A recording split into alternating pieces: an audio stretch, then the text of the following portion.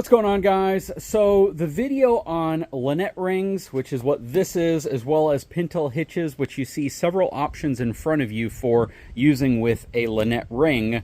I did miss a couple of options that I felt it was really important to go back over, and why you might want to consider something like this over utilizing something like this with an adapter to be able to tow a Lynette ring with a Pintle setup. So we're going to talk about it today. We're going to talk about the pros and cons of going with this type of setup versus this, and then the pros and cons of this setup versus this. So hopefully you enjoy this video, and we'll dive right into it. Hang tight, I'll be right back.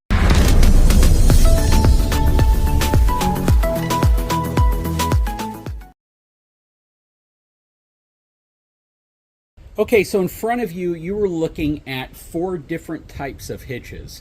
2 of them accomplish the same thing on each side. So these 2 kind of function the same way, and these 2 kind of function the same way. And the reason why I'm making this video is because I recently did a video on utilizing a Lynette ring, which is what this is, and a Pintle style hitch versus a traditional 2 5/16 inch ball coupler, which most people have on their trailers. A lot of people have made the claim that the reason why they trust a Lynette ring over your traditional 2 5/16 inch ball coupler, even for your heavier applications, and when I say heavier, pretty much anything under like 31,000 pounds. You go above that, you're really going to have to switch to a Pintle hitch and a Lynette ring connection.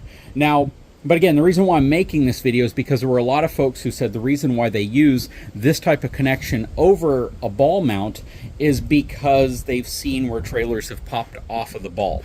And a question I often get, and this debate is recently kind of been hashed out, is do you use grease to grease the ball, or do you just run it dry? And if you run it dry, what are the pros and cons of that versus greasing it? So the only pro, I think, in terms of running a ball dry is that you're not going to have a ball with grease on it that you could get on your clothes. That, to me, is the only benefit. I can't think of any other benefit, unless you're talking about like the Anderson weight distribution system, where the ball is actually in a sleeve that rotates with the actual A-frame. You don't want to grease that ball. That's one of the only, if not the only, hitch setup I'm aware of that you don't grease the ball, or that you I guess shouldn't grease the ball per manufacturer's instructions. But whenever you're talking about pretty much any other brand, I think it makes a heck of a lot of sense just to apply, even if it's a small amount of grease. It's going to do a lot of things. One, it's going to reduce the amount of friction between the coupler and the ball. And in that case, it can actually reduce the friction, which can eventually wear down the material. Because if you shrink the material on the ball too much, well, then it would make sense that a coupler could pop off. And if you use a trailer a lot and you're towing, just a huge amount, then yes, that wear on the ball could eventually lead the ball to reduce in size enough to where a coupler could pop off of it. I don't believe that that is a widespread issue, though. And if adding a little bit of grease, specifically like a lithium-based grease or a grease that really holds up well against friction, can reduce that from happening, or even just prolong the life of the ball, I just think it makes sense. So yes, in my opinion, I think it is very important to grease the ball on almost all hitches that are out there. I would even say it wouldn't even hurt to do it on a Pintle style connection. Again, because what you're doing at that point is you are reducing the amount of friction, and that friction ultimately can lead to wear and tear, and that wear and tear can possibly lead to the coupler possibly coming off if you do an extraordinary amount of towing. All that said, that was one of the reasons why I felt like I needed to come back to this. Another reason is the fact that when you use a Lynette ring on this type of connection, you are going to incur movement. And that movement is that forward and back motion of the ring sliding inside of this opening right here. So let me move this beast of a bulletproof 36,000 pound rated hitch out of the way a little bit. And if I have this Lynette ring right here working with this Gen Y hitch, this is also a beast of a hitch. Pop the pin out over here, drop my Lynette ring in. When I back up to it on the trailer, pull my pin back out, pop my pin in place, and now I have my Pintle connection made to the Lynette ring. So the challenge you have here is, yes, you can get that type of movement. And it's loud and clunky even on the back of my tailgate with no load. So imagine you're pulling, it's pulling against the ball, and then you come to a stop and it rams forward, and you're constantly getting that motion. I don't think you're going to cause any damage, but you're definitely creating more friction, and you're creating more of a scenario where there's going to be movement right here. If you're moving to a Lynette ring with a Pintle connection on some of your larger trucks, your class 7 and 8 that have air brakes, and they can actuate an actual ram that pushes back, that is kind of a cure to some of this. So basically, what ends up happening, you're towing, and then when you apply the brakes on the truck, a ram pushes this piece out. Just kind of visualize this if you would.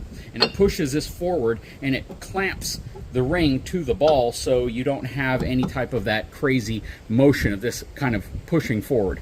Now, I don't think it is like something that you really have to have, but I think it does reduce some of that jerkiness and that ramming effect that you might get when you're using a hitch with a Pintle connection. Now, something also to kind of keep in mind whenever we're talking about this is they make a lot of other types of Pintle connections that I'm not featuring here. They have some that are spring-loaded that basically have a spring assembly behind the hitch head, and that can dampen some of that movement. And they make, again, one that can push back with the actual air system on the truck. They also have some that rotate and swivel. So this entire hitch head assembly can actually swivel. And those are usually meant for more of your agricultural, big commercial, industrial, off-road type applications where you need a lot of rotational capability between the tow vehicle and the trailer that you're towing. None of these offer that capability. So if you're looking for one that swivels, they make them. Most of the time it's going to be a bolt-on type configuration, kind of similar to what we have over here with the shocker hitch head, but you would bolt it onto an assembly that allows it to rotate. That said, this is what we showed you last time. I showed you my Gen Y. I showed you how this would work. I showed you the Pintle connection in place, and we talked about the pros and cons. One thing Gen Y does that is actually really nice, we pin this back in place, is on their hitch head, actually you have to fully push it back in place to get the Pintle off, or the Lynette ring off. I showed you that Gen Y creates this little wedge right here to allow the Pintle to rest in that space whenever you're towing, or if you're not moving. Basically, when there's no pressure going back against it, it just kind of drops into this little groove right here. But again, another good reason to put some oil or grease right in this area right here and around this area, and maybe even on the inside of the Lynette ring, is just to reduce some of the friction that could take place right there. Now, let's talk about bulletproof real quick, since we have that one here. So the bulletproof hitch, also a very heavy-duty hitch. This one's rated at 36,000 pounds towing with 6,000 pounds of vertical tongue weight capacity. It's a beast. They offer this really cool Pintle mount. So this essentially converts this into a Pintle towing capability. And what we would do is we would take our Lynette ring at that point, put it on, drop this piece down like that, drop the pin in, and now you have a Pintle connection here. There's not as much movement when you do this versus the Gen Y. There's maybe 1/8 of an inch of movement. So there's very, very little movement here whenever you're using the bulletproof. The one thing I did notice, though, is that it tends to bind more, which means when it's turning, when you turn the vehicle, it has more of a capability of binding with this. And that could be a concern for some folks, but you don't see it too often. You still have a good range of movement, but also because this portion of the hitch head sticks out a little bit more, you don't have quite as much movement this way. So if you're going to be cresting a hill, or if you're going to be going over and your breakover angle is too much, this Lynette ring actually makes contact with this part of the hitch head assembly, which might be troublesome to some folks because you do lose some articulation. And again, the ring doesn't move around too much in here, so it's tighter tolerances, which I do like, but you have a little bit more of a likelihood that you might bind up a little bit. And that stress is going to transfer somewhere. So it's either going to pop itself back in place, but what you might end up finding out with this setup, and possibly even the Gen Y, is that you have to back up and pull yourself straight if you start to realize that you're binding on the Lynette ring within your Pintle connection. So again, just something to keep in mind. The other thing I also realized when I was messing with this is you do have a little bit greater likelihood that you can get your finger caught in this area. Even when I was just doing it now, it pinched my finger a little bit. So you do want to be a little bit more careful whenever you're putting the Pintle adapter in place on the bulletproof, because again, it drops into this little groove right here, throw your pin in, and you're good to go. But the tolerances here are pretty tight. All right, so we're going to take this out. We'll move these aside, and then we'll put these in the center so you can see what's going on with dedicated Pintle connections. Okay, so now I have two dedicated Pintle hitches in front of you. This one works with the shocker hitch, so I can actually put this one in place, remove the 2-ball assembly that I currently have with my shocker hitch, put this in place, and I have the capability of hauling with a Pintle connection. This right here is a straight shaft, so this shank goes directly into the back of your vehicle. There's no drop or rise to it, which actually makes a lot of sense for a lot of folks, because when you're hauling that heavy, typically with a Pintle is what you would be using with a pickup truck, you don't want too much of a drop in most cases, or your trailer's not going to support it. A lot of times the Pintle connection on the front of a trailer is higher up than your traditional ball connection, so having a connection point that's higher up is really important. And you can adjust both the Gen Y and the Bulletproof to get that connection point higher, which is one of the really convenient points about those hitches, is that they both act as a very universal setup. You can use them for traditional towing. You can use them with the 2-inch ball, a 2 5/16 inch ball. Shoot, you could even drop down to a smaller ball if you need to, like a 1 7/8 inch. You have the ability to use Lynette rings. You have the ability to use a clevis mount. You have all sorts of capabilities, and you can adjust the height very easily. The shocker is going to give you some capability of adjusting the height in the channel, but about 4.5 inches worth if you have the standard shocker. If you go to one that has a greater or shallower drop to it, of course, you'll either have greater or less. But on this one right here, this one again just plugs directly into the back receiver. This is on a 2-inch shank. They make it with 2.5 as well as 3-inch versions of this as well for heavier towing applications. This one goes all the way up to 20,000 pounds or 10 tons. Same with this one. So both of these give you a tremendous amount of towing capability with a Pintle type connection using a Lynette ring. Now, one thing you may notice about both of these is that this hook portion is much more tapered and designed to fit the curvature of your actual Lynette ring. So if we're going to utilize it in either of these, which it's the same, you have this little lever right here, you pull the lever up, and then you lift this up, it goes into a locked position in the up, and then whenever you hitch, you simply pull it up, drop it down, and you have the ability to feed a pin through it as well. So the pin will simply go right here. It goes through the handle to prevent the handle from moving. Same with the CURT version right next to it. So we lift this up, and if you were going to utilize the Lynette ring with either of these, it drops into a really, really nice formed channel for the ring. So it fits in really well. One thing you'll notice is this area right here, the diameter, is actually smaller than that of even the base of most traditional tow balls, which means it's going to allow more articulation.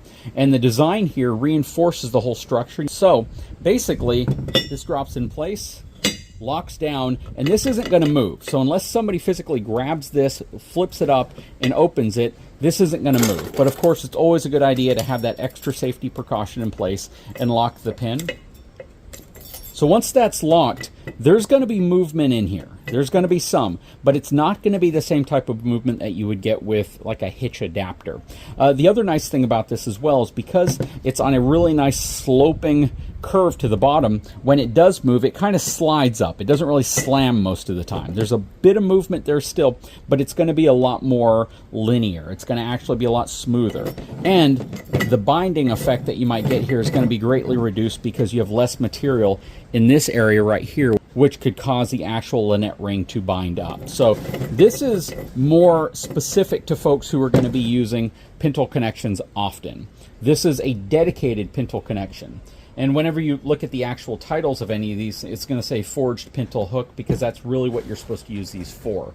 I like using these on the back of my tractor as well because I can use this to fit in any coupler size if I'm just going to simply back up to a trailer, hook up to it, and pull it away. But if you're going to be doing dedicated Pintle towing, this for a lot of folks is going to be a really, really good solution for them because it's going to lock in place. And what's nice about both Gen Y and Bulletproof is that you can likely find a accessory that will fit in either the channel on Bulletproof or the 2.5 inch or 2 inch receiver on Gen Y. So That's what's really nice about their products, is just because you have their product and you might not want to use the way they do their Pintle connection, you have the ability to change that. You have the ability to go to something that might work better for you. But check this out, and I can probably show you a little better with this one, but let's see if we can do it here. Remember I showed you the articulation capability if you're going to go over like a really angular breakover. Check this out. I have no restriction here at all pretty much to where this ring can go. Now, if I'm going to go at an angle, that's where I'm going to have a limitation, but probably less of a limitation than a traditional ball. But I really have no breakover angle or approach angles with this because it can move anywhere in this Pintle connection, and that is really nice. That is going to be a huge perk for a lot of folks who opt to go with this type of solution, because it gives you a range of articulation you're just not going to get with a traditional coupler, even if you're using an accessory to try to achieve that. For most folks out there who very rarely, and this is most folks, I know a lot of you do tow Pintle connections with Lynette rings, but a lot of folks out there who will likely never tow with this type of connection, going to something like the Gen Y, like the Bulletproof, like B&W, because they even have an option, I believe, for theirs. Shocker with this option as well is going to be a better choice than to just get a Pintle hitch, because you might not use it enough. Or if you use a connection like this, you have a dedicated Pintle hitch to use with your Lynette ring.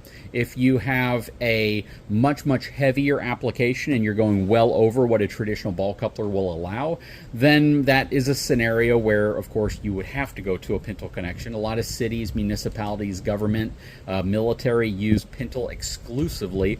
They like the fact that it's universal, it's easy to couple to, and it goes up to extreme weight capacities. But yeah, that's pretty much what I wanted to update you on. It's a full video, obviously, talking about this, but this would definitely be a better solution for folks who are going to primarily be using a Pintle connection, because it's going to give them range of motion, articulation, less wear and tear in bad areas. It's going to seat it better. It's going to be a quieter connection. But again, you can still get some of that back and forth movement. It's not going to be as much, again, because it's cradling it in this really nice rounded area that's designed to cradle it. So typically it's going to slide up instead of ram forward, but it will still be a clunkier, noisier connection, so keep that in mind. Anyways, guys, I sure hope you've enjoyed this video. If you haven't had a chance, please take a moment, subscribe to the channel, give me a thumbs up, and we'll talk to you again very soon.